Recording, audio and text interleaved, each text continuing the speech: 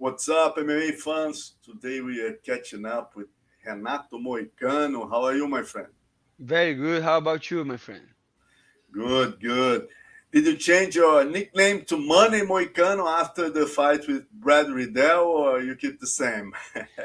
I don't know. I'm still thinking about, but yesterday I was on Twitter and I was asking people like what they would like, and like Money Moicano, Big Money Moicano, people were loving it, bro. And I thought like, let's see what happened. I I I I didn't think yet, but it's a possibility. But at the same time, I like Moicano. Let's uh, see what happens. yeah, yeah. And tell us how was the moment you talk uh, to Joe Rogan? How was that? Did you thought about that speech, or it was something that just blew your mind? Not at all. I was not thinking about that. I was thinking about, man. The only thing that I was thinking about before the fight was to talk about how I want to get in the rankings, because I really was feeling disrespected as a fighter because I know my caliber as a fighter, and I thought like after the fight I'm gonna make a statement and I'm gonna say like what I need to say about the rankings and all that stuff. But the other stuff was like just random, I just saw Joe Rogan over there, and I really like him. I watch his podcast every day, so was just I was just being sincere, and it play out. It's play out very well. People love it, man. People are going crazy on Twitter and on the internet about the speech, and I'm really glad that people like it, and I'm gonna try to speak like that more often to the audience and to the public so they can know my personality better. Your next fight is going to be the last one on this contract. Do you think UFC will hear your voice and give you a update, upgrades in your salary? They need to give me more money because I'm asking for money, and you have to listen to people. People are saying Moicano wants money. Everybody knows I wants money. So UFC and we're gonna have to have a deal, and and we're gonna I'm pretty sure we're gonna find that some common ground, and it's gonna be good for both. And my next contract will be good. My next fight will be good. But let's see what happens. I trust in UFC. I like UFC, and we're gonna do this together. Oh, that's a good one. Yeah. That's a That's lot a of nice money. photo. That's a nice photo. Moicano, you did a great fight against Brad Riddell. Everything was planned like that, or your game plan was different. How do you analyze this fight? Was a really good fight for me because I found the distance like really early on the fight, so I was able to punch him and like get in and get out, get in and get out, and he started to get a little frustrated. And when I saw that, I shoot for the takedown and I put him on the ground, get his back, and finish him. So it was a perfect fight for me.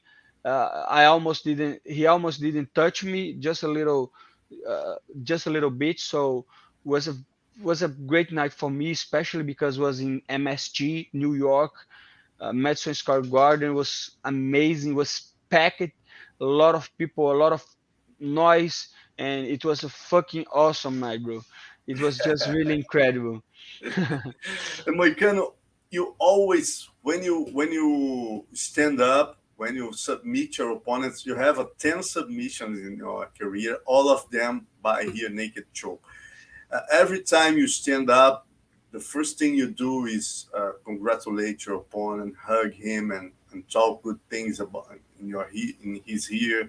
How is that? How that works for you? Tell us about that. No, that time was different, because when in the fight week, I saw Brad Riddell with his family and his daughter, you know, and after the fight, and it's a tough business. Make no mistake, this is a hurt business. I'm going over there to try to kill you, But at the same time, after everything is settled, everything is done, the guy have a family, I have a family. I just went over there and say to him, like, I have a family too. I wish all the best for you. This is not over. You're gonna bounce back, and it's nothing personal. It's just business.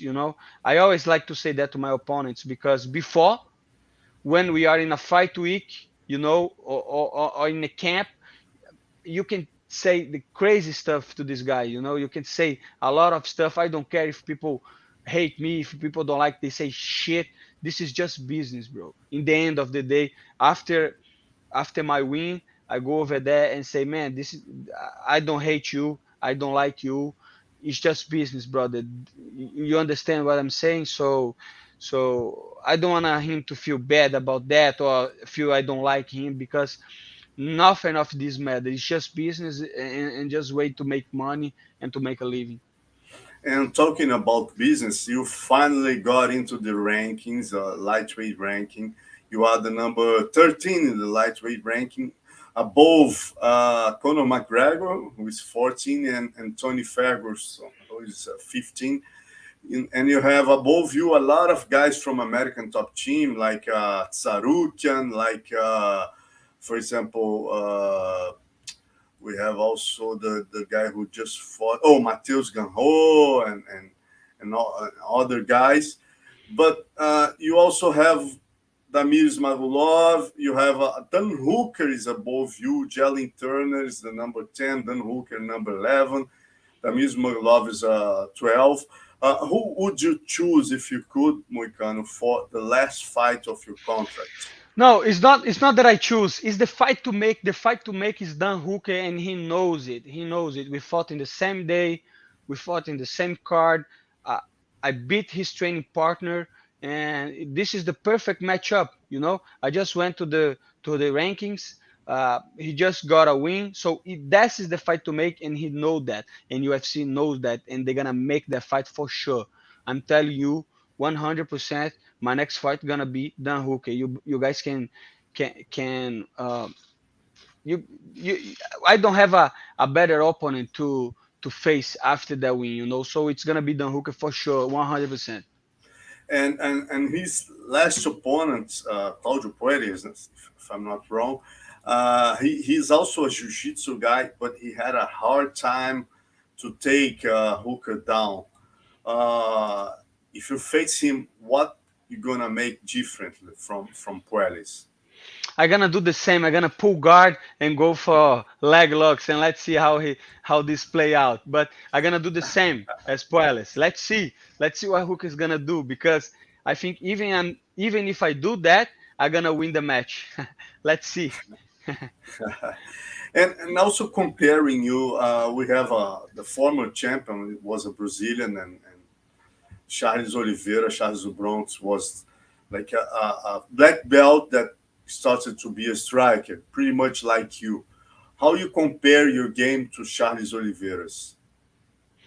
I think we both have similarities, like especially because we are tall, long jiu-jitsu guys that gotten better in the striking. But I feel I'm a little bit different. I feel my game is, especially on the striking, is a little better polished. I think I have better uh, in and out moves. And I think I like the way Charles fight, but sometimes he got hitting a lot.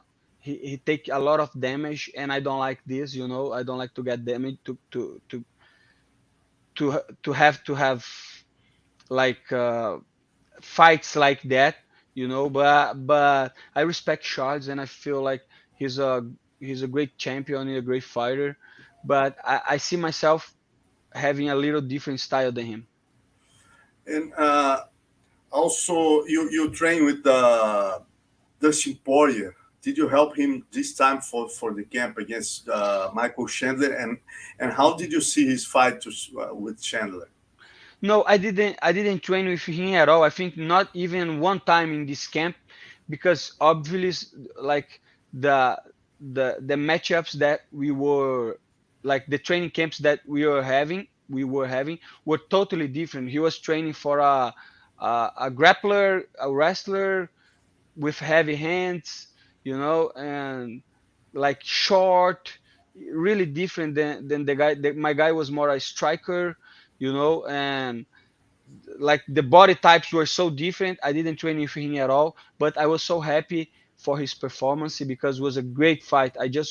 I watched the fight yesterday because I couldn't do it on the day, but was a great fight of the night, and that fight I think was like everybody was expecting that, a war, a 3 rounds war, and was a really nice fight to watch. And congratulations, Dustin. Uh, you the man, bro. Uh, you train with a lot of Russians in American top team. Today we just saw Charles against Makachev. Was a great matchup between jiu-jitsu and sambo wrestling. And how do you see those Russian guys? What are you learning from them? What are they learning from you? How is that daily routine between you guys and the Russian guys in ATT? Man, I feel like ATT is getting a lot of better talents over the time because people just people just come in, just Russians just going to the training, Brazilians, all the kind of people all over the world. And I feel like the environment is so good right now with so many good fighters. And I try to learn, like to watching them training, to learn their work ethic, to trying to learn his techniques and like wrestling and sambo positions.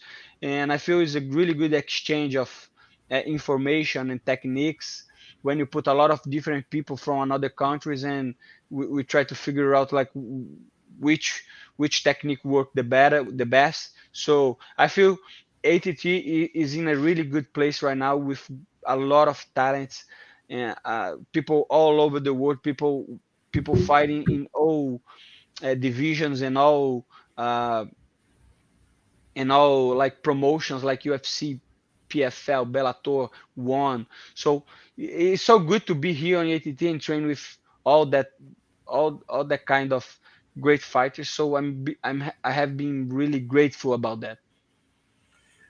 Moicano, thank you very much. It's always a pleasure to have you here, man. Thank you so much, and see you guys.